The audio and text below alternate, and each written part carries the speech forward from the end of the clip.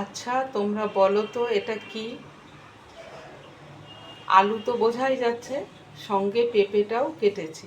কেটে জলের মধ্যে সুন্দর করে ধুয়ে নিয়েছি। এবার জল থেকে এগুলো তুলে নেব। আমাদের জিভটা সব সময় চায় সুন্দর টেস্টি টেস্টি খাবার খেতে, কিন্তু আজকে আমি পেঁপে দিয়ে একটা টেস্টি খাবারই বানাবো। খুব সুন্দর খেতে হয়, কিন্তু সমস্যাটা হচ্ছে বাড়িতে বাচ্চারা কিন্তু একদম পেঁপের তরকারি খেতে চায় না, আমিও খেতে চাইতাম না। এখন পেঁপের তরকারি ভীষণ ভালো লাগে, অমৃত মনে হয়। এখানে বিউলির ডালের বড়ি দেখতে পাচ্ছ। এই বিউলির ডালের বড়ি দিয়ে পেঁপে আর আলু যে লম্বা করে কেটেছি এটা দিয়ে, আর এই যে চিংড়ি মাছ আছে, এই চিংড়ি মাছটা ধুয়ে পরিষ্কার করে নুন হলুদ মাখিয়ে রেখেছি, এটা দিয়ে একটা রেসিপি বানাবো, কিন্তু খেতে হবে ভীষণ সুন্দর।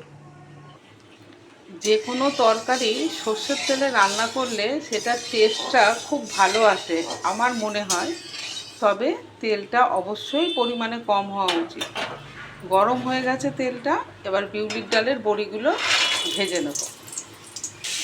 বড়িটা লাল করে ভেজে তুলে নিলাম, আর এখানে তেলের মধ্যে চিংড়ি মাছগুলো দিলাম। চিংড়ি মাছগুলো ভেজে তুলে নেব। আর আমরা তো সবাই জানি চিংড়ি মাছ বেশি ভাজা যায় না, তাহলে শক্ত হয়ে যাবে। এবার চিংড়ি মাছটা নামিয়ে নেব। মাছ তুলে নিয়ে জিরে ফোড়ন দিলাম। এবার পেঁপে আলুটা দিয়ে দিলাম। অনেকেই কিন্তু পেঁপের গন্ধটা ভালোবাসে না, সেই জন্য পেঁপেটাকে আমি নুন হলুদ দিয়ে খুব ভালো করে তেলের মধ্যে বেশ খানিকক্ষণ কষিয়ে নেব, যাতে পেঁপের যে গন্ধটা সেটা কিছুটা চলে যায়। আদা, জিরে ধনের গুঁড়ো আর লঙ্কা পেস্ট করে দিয়ে দিলাম। ছোটো সাইজের দুটো টমেটোও দিয়ে দিলাম। এবার সমস্ত মশলাটাকে পেঁপের সাথে খুব ভালো করে কষিয়ে নেব।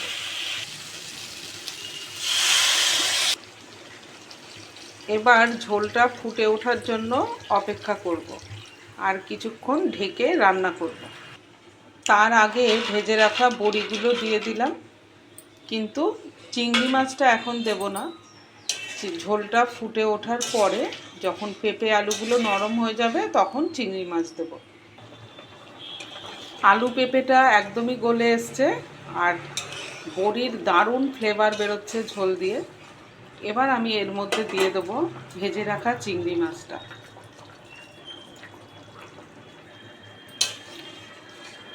বড়ি আর চিংড়ি মাছের ফ্লেভারটা এই তরকারিটাকে অনেক বেশি সুস্বাদু করে তুলবে।